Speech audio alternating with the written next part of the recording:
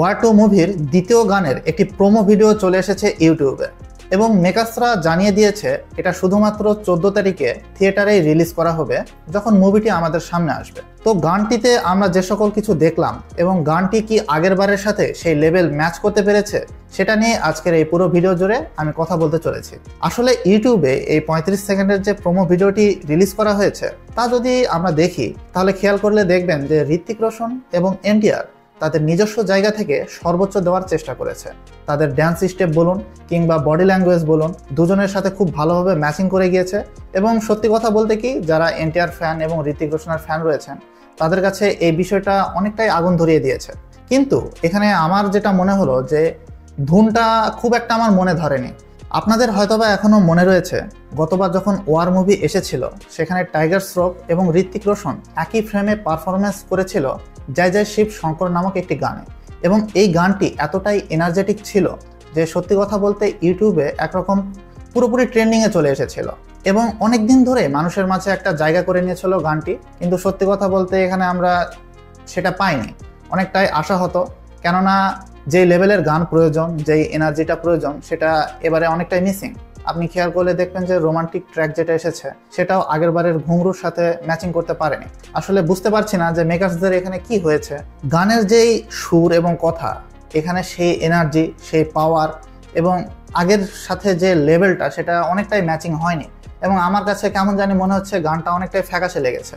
হ্যাঁ, এখানে বলে রাখি যে ঋত্বিক এবং এনটিআরের পারফরমেন্স কিন্তু 100-তে 100 ছিল, কিন্তু সত্যি কথা বলতে কি যে মিউজিকটা আগের সাথে কম্পেয়ার করলে অনেকটাই ফ্যাকাশে হয়ে যাচ্ছে আমার কাছে। এই গানটিতে নাকাশ আজিজ গলা দিয়েছেন এবং প্রীতম যেহেতু কম্পোজার হিসেবে রয়েছেন তাদের উচিত ছিল যে এ ধরনের একটা হাইপওয়ালা মুভিতে আরও এক্সপেরিমেন্ট করা এবং একটা সেই এনার্জেটিক ফিল নিয়ে আসার। তো সেদিক থেকে কিছুটা হলেও সন্দেহ হচ্ছে যখন থিয়েটারে রিলিজ করা হবে এই গানটি কি দর্শক মনে সেরকম জায়গা করে নিতে পারবে। হ্যাঁ, হয়তোবা এনটিআর এবং ঋত্বিকের ফ্যান্সদের জন্য এই গানটি হয়তোবা ভালো পারফরমেন্স করে যাবে, তবে দর্শকদের মনে অনেক দিন ধরে জায়গা ধরে রাখার যে বিষয়টা এই গানের ভিতরে আমি অনেকটাই মিসিং দেখতে পেলাম।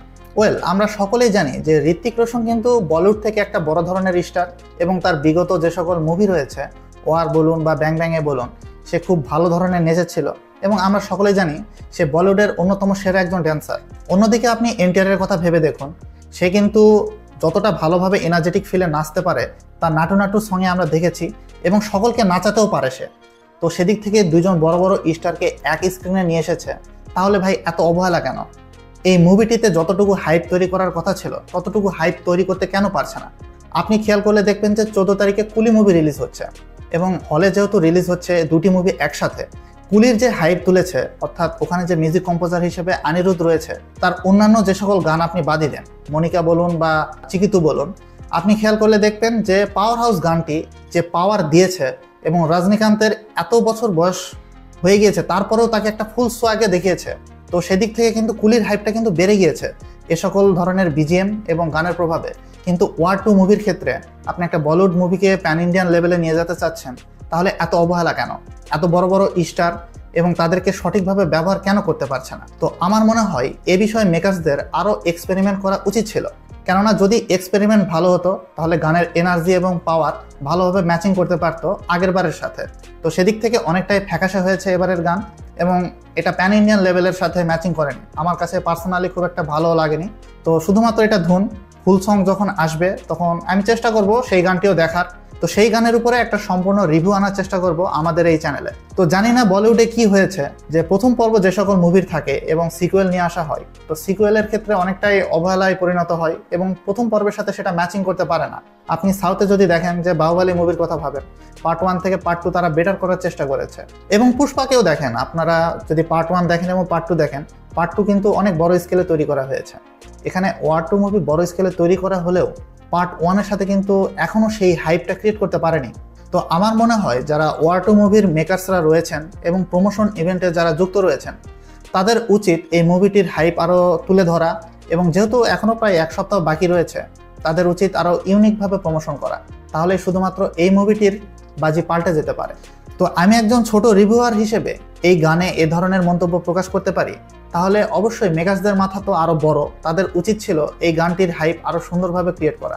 তো বন্ধুরা, আপনারা যদি আমার এই কথার সাথে একমত হয়ে থাকেন তাহলে অবশ্যই আমার এই ভিডিওতে লাইক করবেন এবং শেয়ার করবেন পরিচিতদের সাথে।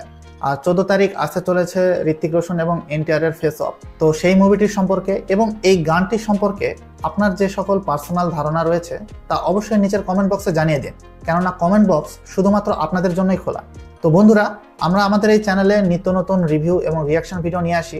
আমাদের চ্যানেলের সাথে সংযুক্ত হতে অবশ্যই চ্যানেলটিকে সাবস্ক্রাইব করে রাখুন এবং অবশ্যই পাশে থাকা বেল আইকনটি অন করে দিবেন, কেননা তাহলেই শুধুমাত্র আমাদের প্রতিনিয়ত যে সকল ভিডিও আপলোড করা হয় তা আপনার সামনে পৌঁছে যাবে। তো দেখা হচ্ছে পরবর্তী কোনো ভিডিওতে। সে পর্যন্ত সকলে সুস্থ এবং সুন্দর থাকবেন। ধন্যবাদ।